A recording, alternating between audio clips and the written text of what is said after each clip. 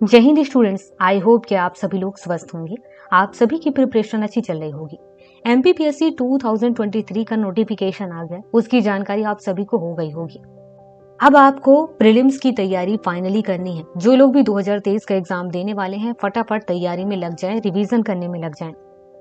ये exam 3 stage में complete होता है। पहला होता है प्रीलिम्स, दूसरा होता है मेंस और तीसरा होता है इंटरव्यू। सबसे पहले आपको प्रीलिम्स देना होगा। प्रीलिम्स में ऑब्जेक्टिव टाइप के क्वेश्चन होते हैं, इसमें पास होना होगा। जब आप पास हो जाएंगे तभी आपको मेंस एग्जाम देने का मौका मिलेगा। इसमें डिस्क्रिप्टिव टाइप के क्वेश्चंस होते हैं, इसमें आंसर आपको लिखना होता है। जब आप मेंस में सेलेक्ट हो जाएंगे उसके बाद आपको इंटरव्यू देने का मौका मिलेगा। फाइनल रिजल्ट तैयार होते टाइम मेंस एग्जाम और इंटरव्यू इन दोनों का नंबर जोड़ा जाएगा, उसके बाद फाइनल रिजल्ट जारी होगा। जब आप प्रीलिम्स एग्जाम देंगे तो प्रीलिम्स एग्जाम में 2 पेपर होता है। पहला होता है GS1 और दूसरा होता है CSET। दोनों के लिए आपको 2-2 घंटे का टाइम दिया जाएगा। पहला पेपर यही होगा और दूसरा पेपर यही होगा, मतलब इसी क्रम में होता है। दोनों ही पेपर 200-200 नंबर के होंगे। इसमें किसी भी टाइप का नेगेटिव मार्क नहीं है। यहाँ पर रूल्स देखना, आपके प्रीलिम्स के दोनों ही पेपर तभी चेक होंगे जब आप दोनों ही पेपर में कम से कम 40% लेकर के आएंगे।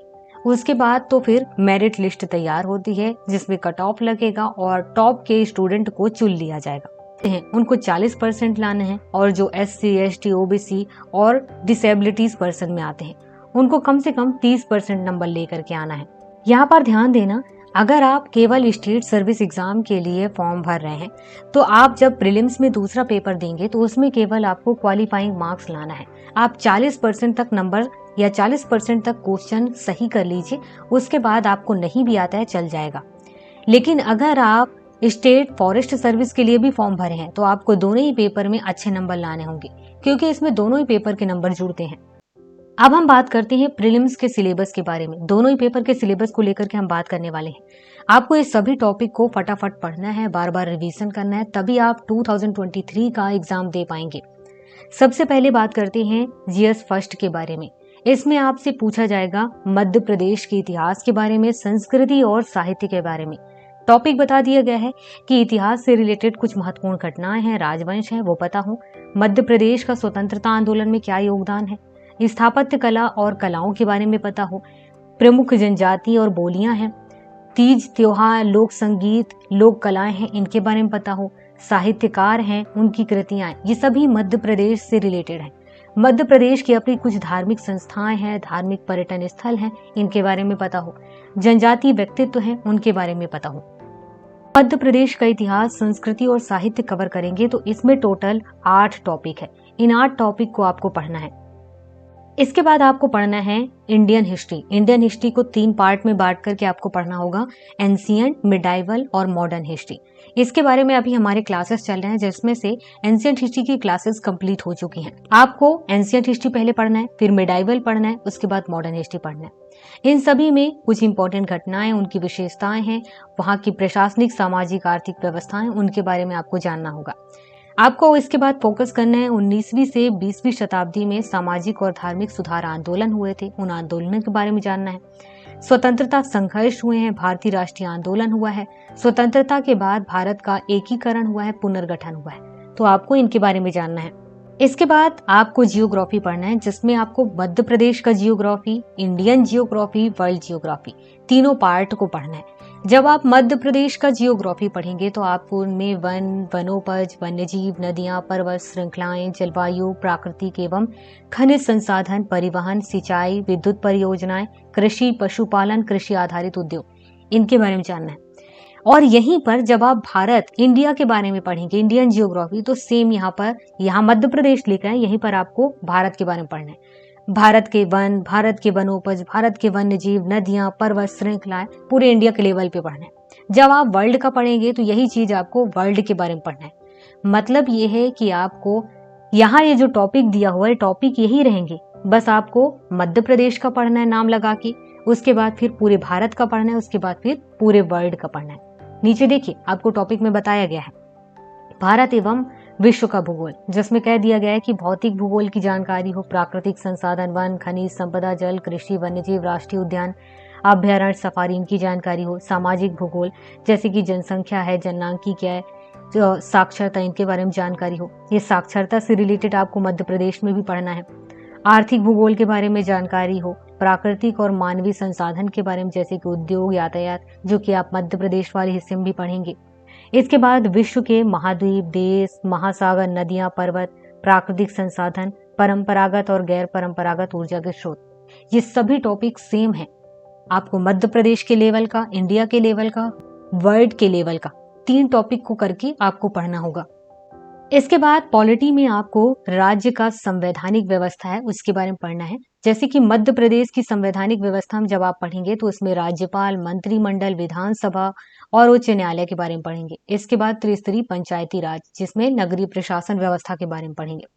दूसरे पार्ट में आपको पढ़ना है मध्य प्रदेश की जननांकी और जनगणना, आर्थिक विकास, प्रमुख उद्योग, जाति और SC ST की जातियां हैं, इनके बारे में आपको पढ़ना है और इनसे रिलेटेड कई सारी योजनाएं निकाली गई हैं, उनके बारे में जानना है। इसके बाद पॉलिटी में आगे आपको क्या पढ़ना है, शासन प्रणाली के बारे में, भारतीय शासन अधिनियम 1919 और 1935 के बारे में। ये चीज आप जब मॉडर्न हिस्ट्री पढ़ेंगे वहां पर भी पढ़ेंगे।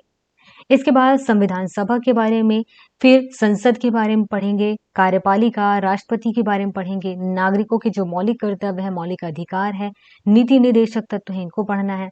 कई इंपॉर्टेंट संवैधानिक संशोधन हुए हैं, सुप्रीम कोर्ट के बारे में पढ़ना है। इसके बाद न्यायिक व्यवस्था के बारे में पढ़ना है, इंडियन इकोनॉमी, इसके बाद इंडस्ट्रियल डेवलपमेंट, विदेशों के साथ किस तरीके से व्यापार होता है, आयात निर्यात किस टाइप से होता है, किन चीजों का हम आयात निर्यात ज्यादातर से करते हैं, रिपोर्ट क्या कहती है, इनके बारे में जानना है। कुछ वित्तीय संस्थाएं हैं जैसे कि RBI है, राष्ट्रीयकृत बैंक है, सेबी है, NSE है, इनके बारे में आपको जानना है। इसके बाद है विज्ञान और पर्यावरण। जब आप साइंस का पढ़ेंगे तो उसमें साइंस के मौलिक सिद्धांत है, भारत से रिलेटेड कुछ वैज्ञानिक संस्थान हैं, उनकी उपलब्धियां, जैसे कि स्पेशली इसरो का नाम आता है, तो आप इसरो को पढ़ें। उसके बाद उनकी क्या उपलब्धियां हैं, कुछ इंपॉर्टेंट उपग्रह हैं, अंतरिक्ष प्रौद्योगिकियां हैं, इनको जानना होगा। पर्यावरण और जैव विविधता, पारिस्थितिकी तंत्र, यहाँ पर जो पारिस्थितिकी तंत्र कहा गया है, जब इन्वायरमेंट एंड इकोलॉजी दोनों पढ़ेंगे तो वहां पर ये सारी चीजें आपकी कवर हो जाएंगी। पोषण, आहार और पोषक तत्व, मानवीय शरीर संरचना, कृषि उत्पाद तकनीक, खाद्य प्रसंस्करण, स्वास्थ्य नीति एवं स्वास्थ्य कार्यक्रम, प्रदूषण, प्राकृतिक आपदाएं एवं प्रबंधन, ये टॉपिक तो जनरली आपके बचपन से कंप्लीट हो रहा है। पोषण और आहार, ये आपको एक नजर ही माननी होगी, लगभग इनके बारे में आपको पता ही होगा। इसके बाद है नेशनल और इंटरनेशनल लेवल की घटनाएं, करेंट अफेयर। करेंट अफेयर में आपको कुछ इंपॉर्टेंट व्यक्ति हैं, स्थान है, उनके जानना है, कुछ इंपॉर्टेंट घटनाएं हैं, और मध्य प्रदेश से रिलेटेड जो खेल है, खेल प्रतियोगिताएं हैं, कुछ पुरस्कार हैं, जिनके बारे में आपको पढ़ना होगा। डेली बेस पर अभी हमारे MPPSC से रिलेटेड जो इंपॉर्टेंट करंट अफेयर है वो दिए जाते हैं। आप चाहें तो एग्जाम बेस्ड क्लासेस वाले यूट्यूब चैनल को आप सब्सक्राइब कर सकते हैं, वहां पर आपको ये सारी क्लासेस मिल जाएंगी। इसके बाद नेक्स्ट है सूचना एवं संचार प्रौद्योगिकी, जिसमें इलेक्ट्रॉनिक के बारे में पढ़ना है, सूचना और संचार प्रौद्योगिकी के बारे में पढ़ना है, robotics, artificial intelligence, cyber security, ये टॉपिक तो हमेशा न्यूज में रहता है। रोबोटिक्स, आर्टिफिशियल इंटेलिजेंस, ये हमेशा टॉपिक न्यूज में रहता है, तो जनरली आपको याद नहीं करना है, ये तो आपको न्यूज़पेपर से ही हर एक चीज कवर हो जाएगा। ई गवर्नेंस है, इंटरनेट तथा सोशल नेटवर्किंग साइट्स है, ई कॉमर्स है, ये आपको समझना है। इसके बाद ये सारे टॉपिक आपको समझिए रट लेना है। भारत निर्वाचन आयोग, राज्य निर्वाचन आयोग, संघ लोक सेवा आयोग, मध्य प्रदेश लोक सेवा आयोग, नियंत्रक एवं महालेखा परीक्षक, नीति आयोग, मानवाधिकार आयोग, महिला आयोग, बाल संरक्षण आयोग, अनुसूचित जाति और अनुसूचित जनजाति आयोग, पिछड़ा वर्ग आयोग, सूचना आयोग, सतर्कता आयोग, राष्ट्रीय हरित अधिकरण, और उसके बाद खाद्य संरक्षण आयोग। इनके बारे में जो इम्पोर्टेंट आयोग हैं, इनके बारे में आपको जाना ही है। साथ में अंत में लिखा हुआ है इत्यादि, इसके अलावा और भी इंस्टीट्यूट है जिनके बारे में आपको जानना होगा, वो अगर न्यूज में है तो आपको उनके बारे में जानना ही होगा। अब यहाँ पर GS1 से रिलेटेड जो सिलेबस है वो कंप्लीट होता है। अब हम बात करते हैं प्रीलिम्स में दूसरे पेपर के बारे में। यहाँ पर आपसे कॉम्प्रिहेंशन पूछा जाएगा, इंटरपर्सनल स्किल्स, जिसमें कम्युनिकेशन स्किल भी इंक्लूड होगा। देखिए इंग्लिश में यहाँ पर इसलिए बात करें क्योंकि हिंदी में आपको वो हिंदी लैंग्वेज समझ में नहीं आएगी, इस वजह से हम यहाँ पर इंग्लिश में बात कर रहे हैं। लॉजिकल रीजनिंग रहेगा, जिसमें आपको एनालिसिस भी करना होगा, एनालिटिकल एबिलिटी वहां पर चेक होगा, डिसीजन मेकिंग से रिलेटेड क्वेश्चन होंगे, प्रॉब्लम सॉल्विंग से रिलेटेड क्वेश्चन होंगे, जनरल मेंटल एबिलिटी से रिलेटेड और बेसिक न्यूमेरेसी जो कि 10th लेवल के क्वेश्चंस होंगे वो भी दिए जाएंगे, और हिंदी भी लैंग्वेज में कुछ कॉम्प्रिहेंशंस दिए जाएंगे। एमपीपीएससी के ये वाले पेपर में ऐसे क्वेश्चंस आते हैं जिनका थोड़ा भी हिंदी ठीक है और मैथ ठीक है, समझिए वो आसानी से इसमें पास हो जाएगा। बस ये है कि आप 1-2 बार क्वेश्चन पेपर को देखें और 2 घंटा समय दे करके स्टार्ट में ही उसे सॉल्व करें। अगर आपको लगता है कि अभी भी मेरे में कुछ कमी है और मैं पास नहीं हो रहा हूँ, नहीं हो रही हूँ, तो आप उन टॉपिक को टिक करें और उसे सुधार लें और उसके बाद अपनी स्पीड बढ़ा लें। वरना ऐसा नहीं है कि आप इस पेपर को में पास ना हो, क्योंकि निगेटिव मार्क तो है नहीं, इसलिए आप आसानी से सारे क्वेश्चन को सॉल्व कर सकते हैं। बात करते हैं मेंस एग्जाम के बारे में। मेंस एग्जाम में टोटल 6 पेपर होते हैं। 6 पेपर में से ऊपर के 5 पेपर के लिए आपको 3 घंटे का टाइम दिया जाता है। उसके बाद लास्ट वाला जो पेपर होता है उसमें केवल 2 घंटे का टाइम होता है। GS1 में आपसे हिस्ट्री और जियोग्राफी पूछा जाएगा। GS2 में आपसे पॉलिटी, इकोनॉमिक और सोशियोलॉजी से रिलेटेड क्वेश्चंस पूछे जाएंगे। इसके बाद GS3 में आपसे साइंस एंड टेक्नोलॉजी के बारे में, GS4 में दर्शन शास्त्र, मनोविज्ञान और लोक प्रशासन के बारे में, GS5 में आपसे जनरल हिंदी और व्याकरण से रिलेटेड क्वेश्चंस रहेंगे, और जो 6वां पेपर है उसमें हिंदी में निबंध और प्रारूप लेखन रहेगा, उससे रिलेटेड क्वेश्चंस पूछे जाएंगे। नंबर की बात करें तो GS1, GS2, GS3 यहाँ पर 300 नंबर के हैं, मतलब 300 नंबर के हैं। 4th पेपर 200 नंबर का है, 5th पेपर 200 नंबर का है, और जो 6th पेपर है वो केवल 100 नंबर का है। यहाँ पर ध्यान देना, 5वां और 6वां क्वेश्चन पेपर केवल हिंदी में रहेगा। बाकी पेपर जो हैं ये हिंदी और इंग्लिश दोनों ही लैंग्वेज में रहेंगे। तो मेंस एग्जाम में टोटल आपके जो क्वेश्चन पेपर के पूर्णांक होंगे, नंबर होंगे, वो 1400 होंगे। इसके बाद 175 नंबर का आपका इंटरव्यू होगा। यहाँ पर 1400 और 175 को मिला करके टोटल आपका हो गया 1575 नंबर। अब हम बात करते हैं मेंस एग्जाम के सिलेबस के बारे में। हमने ये तो बात कर लिया कि GS1 में इतिहास पूछा जाता है, भूगोल पूछा जाता है। अब यहाँ पर कौन कौन से चैप्टर या टॉपिक से रिलेटेड क्वेश्चंस रहेंगे। देखिए, जब आप हिस्ट्री पढ़ेंगे और कल्चर पढ़ेंगे तो इसमें 5 यूनिट रहेंगे। पहली यूनिट में आपसे इंडियन हिस्ट्री में भारत का राजनीतिक, आर्थिक, सामाजिक, सांस्कृतिक इतिहास पूछा जाएगा। हड़प्पा सभ्यता से रिलेटेड क्वेश्चंस रहेंगे। दूसरी यूनिट में आपसे 11वीं से लेकर के 18वीं शताब्दी तक भारत का राजनीतिक, आर्थिक, सामाजिक, सांस्कृतिक इतिहास, मुगल शासक और उनका प्रशासन, मिश्रित संस्कृति और उनका किस टाइप से अभ्युदय हुआ, ब्रिटिश शासन का भारतीय अर्थव्यवस्था पर और समाज पर क्या प्रभाव पड़ा। इसके बाद यूनिट 3 पढ़ेंगे। तीसरी यूनिट में आप ब्रिटिश उपनिवेश के प्रति भारतीयों की प्रतिक्रिया, कृषक एवं आदिवासियों का विद्रोह हुआ, प्रथम स्वतंत्रता आंदोलन, संग्राम, भारतीय पुनर्जागरण, राष्ट्रीय स्वतंत्रता आंदोलन, इनके नेतृत्वकर्ता के बारे में जानेंगे। गणतंत्र के रूप में भारत का किस टाइप से उदय हुआ, राज्यों का किस टाइप से पुनर्गठन हुआ, मध्य प्रदेश का गठन कैसे हुआ, स्वतंत्रता प्राप्ति के बाद कौन कौन सी प्रमुख घटनाएं हैं, ये जानना है। इसके अलावा 4th यूनिट में मध्य प्रदेश में स्वतंत्रता आंदोलन हुए, उनसे रिलेटेड कई व्यक्तित्व रहेंगे, उनके बारे में आपको जानना होगा। विश्व धरोहर स्थल और पर्यटन के बारे में, प्राचीन काल से संबंधित और आधुनिक काल से संबंधित प्रमुख कला, साहित्य, उत्सव, वास्तुकला, इनके बारे में आपको जानना है। 5वीं यूनिट में आप मध्य प्रदेश के प्रमुख रियासतों के बारे में पढ़ना है, जैसे कि गोंडवाना है, बुंदेली है, बघेली है, होलंकर है, सिंधिया है, भोपाल रियासत है। यहाँ पर इतिहास में ये 5 यूनिट पढ़ना है। देखिए, सुनने में तो ऐसा लगता है कि केवल ये 5 यूनिट है, लेकिन जब रियलिटी में पढ़ेंगे और अगर इसी सीरियल क्रम से पढ़ेंगे तो थोड़ा सा मुश्किल हो सकता है। आपको क्या करना है, सबसे पहले इंडियन हिस्ट्री और MP का हिस्ट्री इस टाइप से बांट लेना है और बांट करके पढ़ना होगा। सबसे पहले आपको इंडियन हिस्ट्री कंप्लीट करना चाहिए ताकि आप हिस्ट्री से रिलेटेड जो पूरी कहानी है वो समझ सकें, और फिर उसके बाद MP का भी पढ़ें, चाहे तो दोनों को साथ में लेकर के पढ़ते जाएं। वैसे भी हिस्ट्री को 3 पार्ट में बांटकर पढ़ा जाता है, एंशिएंट है, मिडाइवल है, उसके बाद मॉडर्न हिस्ट्री है। ये तीनों को जब आप पढ़ेंगे तो फिर आप जल्दी से MP की हिस्ट्री के साथ कनेक्ट कर पाएंगे। इसके बाद है जियोग्राफी। जियोग्राफी में भी 5 यूनिट है।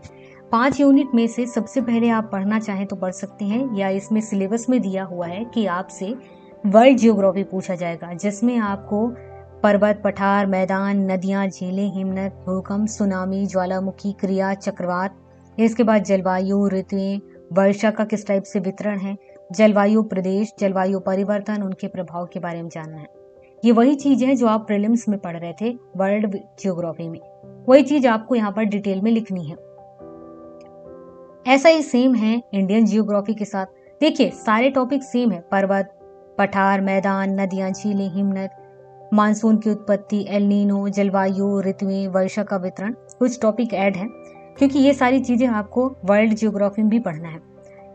इसके अलावा जल, वन, मृदा, सैल और खनिज, जनसंख्या के बारे में आपको पढ़ना होगा। खाद्य प्रसंस्करण से संबंधित उद्योग भी हैं, उनके बारे में जानना है। और जब ये जानेंगे तो कारण भी जानेंगे, क्या क्या संभावनाएं हैं इनके बारे में भी जानेंगे। तो यहाँ पर इनके बारे में थोड़ा सा डिटेल में पढ़ना है। प्रीलिम्स में आप क्या होता है फैक्चुअल चीजें याद करते हैं, और यहाँ पर मेंस में भी आप फैक्चुअल चीजें ही लिखेंगे। कुछ चीजें ऐसी हैं जो आपको समझनी है, फिर उसके बाद आंसर करना है। अब इसके बाद तीसरी यूनिट में है मध्य प्रदेश की जियोग्राफी, जिसमें आपको भू आकारिक, नर्मदा घाटी, मालवा पठार के विशेष संदर्भ में, उसके बाद प्राकृतिक वनस्पति, जलवायु, मृदा के बारे में, खनिज और ऊर्जा संसाधन के बारे में, प्रमुख उद्योगों के बारे में, राज्य की जनजातियों के बारे में आपको बताना है। इसके बाद चौथा यूनिट है जिसमें आपको जल एवं आपदा प्रबंधन के बारे में, जैसे कि पेयजल है, जल प्रबंधन, भूजल एवं जल संग्रहण, प्राकृतिक एवं मानवीय निर्मित आपदाएं, सामुदायिक योजनाएं हैं, इनके बारे में आपको जानना है। और पांचवी यूनिट में आपको भूगोल की आधुनिक तकनीक से रिलेटेड चीजें जानना है, जैसे कि सुदूर संवेदन है, उसके बाद भौगोलिक सूचना प्रणाली है, भौगोलिक पोजिशनिंग सिस्टम है, इनके बारे में जानना है। इसके बाद बात करते हैं मेंस में GS2 के बारे में। इसमें 3 सब्जेक्ट रहेंगे, पॉलिटी, इकोनॉमिक और सोशियोलॉजी। सबसे पहले बात करते हैं पॉलिटी के बारे में। पॉलिटी में आपको संविधान, शासन व्यवस्था, राजनैतिक और प्रशासनिक संरचना पढ़ना है। यही चीज आप प्रीलिम्स में भी पढ़ रहे होंगे। प्रीलिम्स में जब आप पढ़ेंगे भारतीय संविधान, उनके तत्वों के बारे में, मूल अधिकार, राज्य के नीति निदेशक तत्व, मूल कर्तव्य, वही चीज यहाँ पर भी आपको पढ़ना है। मतलब ये है कि प्रीलिम्स में ही ये टॉपिक आपके तैयार हो चुके होंगे, आपको बस रिवीजन करना है और लिख लिख के प्रैक्टिस करना है। राज्य संबंध, उच्चतम न्यायालय, उच्च न्यायालय, न्यायिक पुनर्वलोकन, न्यायिक सक्रियता, लोक अदालत, जनहित याचिका। इसके बाद नेक्स्ट यूनिट है जिसमें भारत निर्वाचन आयोग, नियंत्रक एवं महालेखा परीक्षक, संघ लोक सेवा आयोग, MPPSC, नीति आयोग, भारतीय राजनीति में जाति, धर्म, न जातीयता, भाषा, लिंग की भूमिका, इनके बारे में जानना है। सिविल सोसाइटी के बारे में जानना है। इसके बाद तीसरा यूनिट है जिसमें 73वें और 74वें संविधान संशोधन के बारे में जानना है। जवाबदेही एवं अधिकार से रिलेटेड क्वेश्चंस रहेंगे, जैसे कि प्रतिस्पर्धा आयोग, उपभोक्ता फोरम है, सूचना आयोग है, महिला आयोग, मानव अधिकार आयोग, ये आप प्रीलिम्स में भी पढ़ रहे होंगे।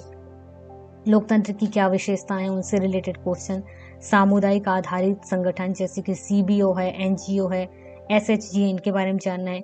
मीडिया की क्या क्या भूमिकाएं हैं, उनसे रिलेटेड क्या समस्याएं हैं, इनके बारे में जानना है। इसके बाद कौटिल्य, महात्मा गांधी, जवाहरलाल नेहरू, सरदार वल्लभ भाई पटेल, राम मनोहर लोहिया, डॉक्टर BR अम्बेडकर, दीनदयाल उपाध्याय, जयशंकर नारायण, यहाँ पर निश्चित नाम है, इन सभी के बारे में आपको जानना है क्योंकि यहाँ पर आदि नहीं लिखा हुआ है। इसके बाद 5वीं यूनिट में बताया गया है कि प्रशासन और प्रबंधन से रिलेटेड क्वेश्चंस रहेंगे, अवधारणाओं से रिलेटेड क्वेश्चंस रहेंगे। इसके अलावा इकोनॉमिक और सोशियोलॉजी से रिलेटेड चीजों में भारत में किस टाइप से कृषि, उद्योग, सेवा क्षेत्र के मुद्दे हैं, कौन कौन सी पहल की जा रही हैं, ये पता हो। भारत में राष्ट्रीय आय से रिलेटेड जो गणना है उसके बारे में पता हो। RBI के बारे में पता हो, व्यापारिक बैंकों के कार्य के बारे में पता हो, किस तरीके से वित्तीय समावेशन होता है, मौद्रिक नीति होती है, इनके बारे में पता हो। अच्छी कर प्रणाली की विशेषताओं के बारे में, प्रत्यक्ष कर मतलब डायरेक्ट और इनडायरेक्ट कर के बारे में, सब्सिडी के बारे में, नगद लेन देन के बारे में पता हो, राजकोषीय नीति के बारे में, लोक वितरण प्रणाली, भारतीय अर्थव्यवस्था की वर्तमान कौन सी प्रवृत्तियां हैं, चुनौतियां हैं, गरीबी, बेरोजगारी, इनके बारे में, भारत का अंतर्राष्ट्रीय व्यापार और भुगतान संतुलन किस तरीके से है, विदेशी पूंजी की क्या भूमिका है। इसके अलावा एशियाई बैंक, विश्व बैंक, अंतर्राष्ट्रीय मुद्रा कोष, आयात निर्यात नीति, आसियान, सार्क, नाफ्टा, ओपेक, इनके बारे में पता हो। दूसरी यूनिट में आपको मध्य प्रदेश से रिलेटेड चीजों के बारे में, जैसे कि मध्य प्रदेश में कौन कौन सी फसलें होती हैं, किस टाइप की कृषि की जोत फसल है, इसके अलावा क्षेत्र हैं, फसलों का उत्पादन कब होता है, किस तरीके से होता है, ये पता हो। मुर्गी पालन, मछली पालन, कृषि के तरीके, मुद्दे, उनसे रिलेटेड कई समस्याएं हैं, परिवहन, भंडारण, विपणन से रिलेटेड है। कौन कौन सी समस्या हैं, कौन कौन सी चुनौतियां हैं, ये जानना है। कृषि की कल्याणकारी रिलेटेड योजनाएं हैं। सेवा क्षेत्र का क्या योगदान है। मध्य प्रदेश का अपना आधारभूत ढांचा क्या है, संसाधन क्या है।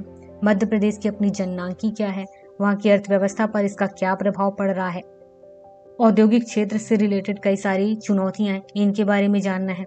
इसके बाद नेक्स्ट यूनिट में आपको मानव संसाधन विकास से रिलेटेड, जैसे कि एजुकेशन है, एजुकेशन में प्रारंभिक, उच्च शिक्षा, तकनीकी एवं चिकित्सीय शिक्षा, व्यावसायिक शिक्षा, गुणवत्ता, बालिकाओं की शिक्षा किस तरीके से है, इनसे रिलेटेड, और इनसे रिलेटेड जो योजनाएं निकाली जाती हैं उनके बारे में भी पता होना जरूरी है।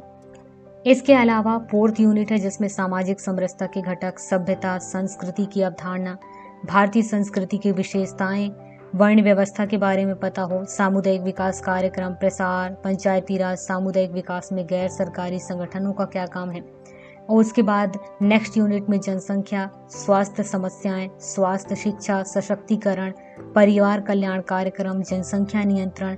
उसके अलावा मध्य प्रदेश में जनजातियों से रिलेटेड कई सारी सामाजिक संरचनाएं हैं, कई टाइप की रीति रिवाज, मान्यताएं हैं, उनके धार्मिक विश्वास हैं, नातेदारियां हैं, इनके बारे में पता होना चाहिए। महिलाओं के शिक्षा से रिलेटेड, पारिवारिक स्वास्थ्य से रिलेटेड, जन्म मृत्यु, समंक कुपोषण के कारण, प्रभाव, इनसे रिलेटेड, और विश्व स्वास्थ्य संगठन के क्या अपने उद्देश्य हैं, संरचना, उनके कार्य और कार्यक्रम के बारे में पता हो। इसके बाद नेक्स्ट है जिसमें तीसरे पेपर में आपसे साइंस एंड टेक्नोलॉजी से रिलेटेड क्वेश्चंस रहेंगे। पहली यूनिट में आपसे कार्य, बल एवं ऊर्जा से रिलेटेड क्वेश्चन, जिसमें गुरुत्वाकर्षण बल, घर्षण, वायुमंडलीय दाब एवं कार्य, इकाइयां, माप, दैनिक जीवन के उदाहरण, गति, वेग, त्वरण, ध्वनि की परिभाषा, ध्वनि से रिलेटेड क्वेश्चंस रहेंगे, विद्युत से रिलेटेड, चुंबक से रिलेटेड, प्रकाश से रिलेटेड, ऊष्मा से रिलेटेड क्वेश्चंस रहेंगे। दूसरी यूनिट में आप तत्व, यौगिक और मिश्रण से रिलेटेड क्वेश्चंस पढ़ेंगे, अम्ल एवं क्षार के बारे में पढ़ेंगे, भौतिक और रासायनिक परिवर्तन के बारे में, और डेली लाइफ में आप कौन कौन सी केमिस्ट्री को जनरली यूज करते हैं उनके बारे में आपको पता होना चाहिए। इसके बाद नेक्स्ट यूनिट में आपको कहा गया है कि आप सूक्ष्म जीव, जैविक कृषि, कोशिका संरचना के बारे में, पौधों, पशुओं, मनुष्यों में किस तरीके से पोषण होता है, पहुंचता है, संतुलित आहार क्या होता है, विटामिन, रोग हैं, हार्मोन्स हैं, उनके बारे में जानना है। जीवों में श्वसन किस टाइप से होता है, पशुओं और पौधों में परिवहन, पौधों और पशुओं में प्रजनन किस टाइप से होता है, स्वास्थ्य, स्वच्छता और बीमारियों से रिलेटेड क्वेश्चंस पूछे जाएंगे। इसके बाद नेक्स्ट यूनिट में कहा गया है कि आपसे कंप्यूटर से रिलेटेड क्वेश्चंस होंगे, जिसमें कंप्यूटर के प्रकार, उसकी विशेषताएं, पीढ़ी मतलब generation, memory, input output devices, storage devices, software, hardware, operating system, Windows, Microsoft office के बारे में पता हो। कंप्यूटर की भाषाएं कौन कौन सी हैं, कंप्लाइजर, ट्रांसलेटर, इंटरप्रिंटर, असेंबलर, ये सब क्या है। इंटरनेट व ईमेल के बारे में, सोशल मीडिया, ई गवर्नेंस और डिफरेंट टाइप के जो पोर्टल्स हैं उनके बारे में पता हो। पांचवी यूनिट में कहा गया है कि आपसे संख्या, उनके प्रकार, इकाई मापन की विधियां, समीकरण, गुणनखंड, लाभ हानि, प्रतिशत, साधारण ब्याज, वृद्धि ब्याज अनुपात, समानुपात से रिलेटेड क्वेश्चंस रहेंगे। मतलब यहाँ पर शॉर्ट में मैथ से रिलेटेड भी कुछ क्वेश्चंस रहेंगे। इसके बाद छठी यूनिट में कहा गया है कि आपसे संक्रामक रोग और उनकी रोकथाम से रिलेटेड क्वेश्चंस पूछे जाएंगे, राष्ट्रीय टीकाकरण कार्यक्रम, आयुष पद्धति, इसके अलावा केंद्र और राज्य प्रशासन के द्वारा कुछ कल्याणकारी योजनाएं चलाई जाती हैं, कुछ स्वास्थ्य संगठन हैं, उनके बारे में पता हो। इसके बाद साइंस एंड टेक्नोलॉजी में आठवीं यूनिट में आपसे ऊर्जा से रिलेटेड क्वेश्चंस रहेंगे, जिसमें पारंपरिक, गैर पारंपरिक ऊर्जा स्रोत, ऊर्जा दक्षता, ऊर्जा रणनीति मतलब ऊर्जा से रिलेटेड क्वेश्चंस रहेंगे। नौवीं यूनिट में आपसे पर्यावरण की परिभाषा, उसके क्षेत्र क्या है, इनके बारे में पता, पर्यावरण से रिलेटेड क्वेश्चंस रहेंगे यहाँ पे। 10वीं यूनिट में आपको भूपर्पटी, मेंटल कोर, स्थल मंडल, जब आप जियोग्राफी पढ़ेंगे तो ये सारे टॉपिक वहां पर आपके क्लियर हो चुके होंगे, जहाँ पर अग्नेय शैल, अंतरिक्ष शैल, खनिज और अयस्क, जीवाश्म, इन सब के बारे में आप वहां पे पढ़ेंगे। इसके बाद है दर्शन शास्त्र, मनोविज्ञान एवं लोक प्रशासन से रिलेटेड चौथा पेपर, जिसमें आपको पहली यूनिट में दार्शनिक, विचारक और समाज सुधारक के बारे में जानना है। सुकरात, प्लेटो, अरस्तु, महावीर, बुद्ध, आचार्य, शंकराचार्य, चरवाक, गुरु नानक, कबीर, तुलसीदास, रविन्द्रनाथ टैगोर, राजा राम मोहन राय, सावित्रीबाई फुले, स्वामी दयानंद सरस्वती, स्वामी विवेकानंद, महर्षि अरविंद एवं सर्वपल्ली राधाकृष्ण। इसके बाद नेक्स्ट यूनिट में आपसे मनोवृत्ति, अभिक्षमता, संवेगिक बुद्धि के बारे में पूछा जाएगा। तीसरी यूनिट में मानवीय आवश्यकताओं और अभिप्रेरणा से रिलेटेड क्वेश्चंस रहेंगे, जिसमें प्रशासन में नैतिक तत्व, सत्यनिष्ठा, उत्तरदायित्व, पारदर्शिता, नैतिक तर्क, नैतिक दुविधा, नैतिक मार्गदर्शन से रिलेटेड क्वेश्चंस रहेंगे। इसके बाद नेक्स्ट यूनिट में भ्रष्टाचार से रिलेटेड क्वेश्चंस रहेंगे। उसके बाद नेक्स्ट यूनिट में कुछ केस स्टडीज दिए जाएंगे। इसके बाद है 5वां क्वेश्चन पेपर, जिसमें आपसे समान हिंदी और व्याकरण से रिलेटेड क्वेश्चंस रहेंगे, जिसमें आपसे लघुत्तरी प्रश्न, अलंकार, शब्द अलंकार, अनुप्रास अलंकार, इससे रिलेटेड क्वेश्चंस रहेंगे। अनुवाद करने के लिए दिया जाएगा हिंदी और इंग्लिश में। संधि और समास पूछा जाएगा। विराम चिन्ह से रिलेटेड क्वेश्चंस रहेंगे। इसके बाद प्रशासनिक पारिभाषिक शब्दावली होंगे, मुहावरे होंगे, कहावतें होंगे, विलोम शब्द, अनेक शब्दों के लिए एक शब्द, तत्सम और तद्भव शब्द। इसके अलावा पर्यायवाची शब्द रहेंगे और कुछ मानक शब्दावलियां रहेंगी। इसके अलावा आपको कुछ गद्यांश दिए जाएंगे। इसके अलावा आपको कुछ गद्यांश ऐसे दिए जाएंगे जिसमें आपको सारांश लिखना। इसके बाद नेक्स्ट होगा 6वां पेपर, जिसमें आपसे हिंदी में निबंध दिए जाएंगे, कुछ प्रारूप लिखने के लिए दिया जाएगा। अब निबंध किसी भी टॉपिक में हो सकता है, बोल दिया गया है, जैसे कि पर्यावरण से रिलेटेड, विज्ञान से रिलेटेड, धर्म और अध्यात्म से रिलेटेड, शिक्षा में गुणवत्ता से रिलेटेड, आधुनिकीकरण, भूमंडलीकरण, उदारीकरण, कृत्रिम बुद्धिमत्ता, परंपरागत खेल, सांस्कृतिक विरासत, सभ्यता एवं संस्कृति, योग, स्वास्थ्य, ई मार्केटिंग, ई कॉमर्स, नेतृत्व एवं विकास, सुशासन, नौकरशाही, जनजातीय विकास, राष्ट्रवाद एवं राष्ट्रीय एकता, सामुदायिक जीवन, सामाजिक सरोकार, नवीकरणीय ऊर्जा, सतत विकास लक्ष्य, मादक पदार्थों का सेवन एवं दुष्प्रभाव, घरेलू हिंसा, बाह्य एवं आंतरिक सुरक्षा के मुद्दे, व्यवसायगत सरलता आदि लिख दिया है। मतलब इसके अलावा और भी बहुत सारे टॉपिक हो सकते हैं।